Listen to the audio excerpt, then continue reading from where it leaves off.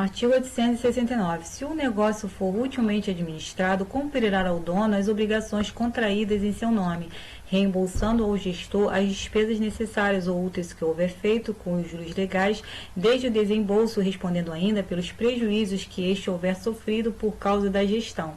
Parágrafo 1º. A utilidade ou necessidade da espera apreciar-se-á não pelo resultado obtido, mas segundo as circunstâncias da ocasião em que se fizeram.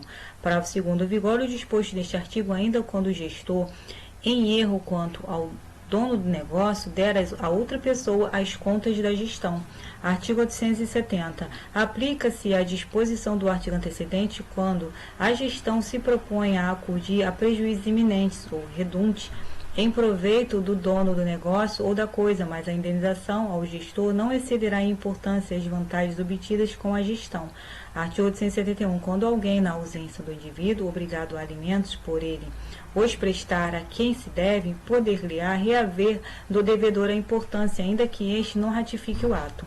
Artigo 872. Nas despesas do enterro proporcionadas aos usos locais e à condição do falecido, feitas por terceiro, podem ser cobradas da pessoa que teria a obrigação de alimentar a que veio a falecer, ainda mesmo que esta não tenha deixado bens.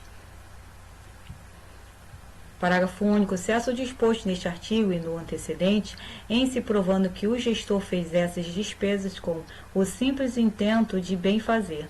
Artigo 873. A ratificação pura e simples do dono do negócio retroage ao dia do começo da gestão e produz todos os efeitos do mandato. Artigo 874. Se o dono do negócio ou da coisa desaprovar a gestão, considerando-se contrária aos interesses, vigorará o disposto no artigo 862 e 863, salvo estabelecido nos artigos 869 e 870. Artigo 875. Se os negócios alheios forem conexos ao do gestor, de tal arte que se não possam gerir separadamente, haver-se-á o gestor por sócio daquele cujos interesses agenciar de em volta com os seus.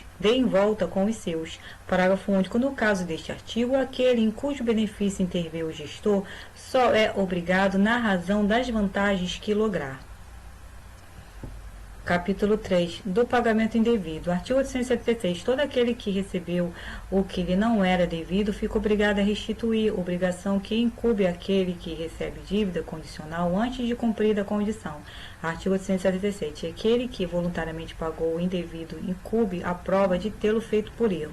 Artigo 878. Aos frutos das cessões, benfeitorias e deteriorações sobrevindas à coisa dada em pagamento indevido, aplica-se o disposto neste Código sobre o possuidor de boa-fé ou de má-fé, conforme o caso. Artigo 879. Se aquele que indevidamente recebeu o imóvel ou tiver alienado em boa-fé, por título oneroso, responde somente pela quantia recebida, mas, se agiu de má-fé, além do valor do imóvel, responde por perdas e danos. Parágrafo único. Se o imóvel foi alienado por título gratuito ou se alienado por título oneroso, o terceiro adquirente agiu de má-fé. Cabe ao que pagou por erro o direito de reivindicação. Artigo 880. Fique isento de restituir pagamento indevido aquele que, recebendo-o como parte de dívida verdadeira, inutilizou o título, deixou prescrever a pretensão ou abriu mão das garantias que assegurava seu direito, mas aquele que pagou dispõe da ação regressiva contra o verdadeiro devedor e seu fiador.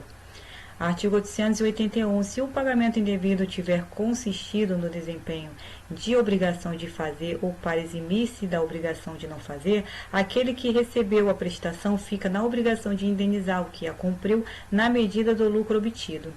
Artigo 882.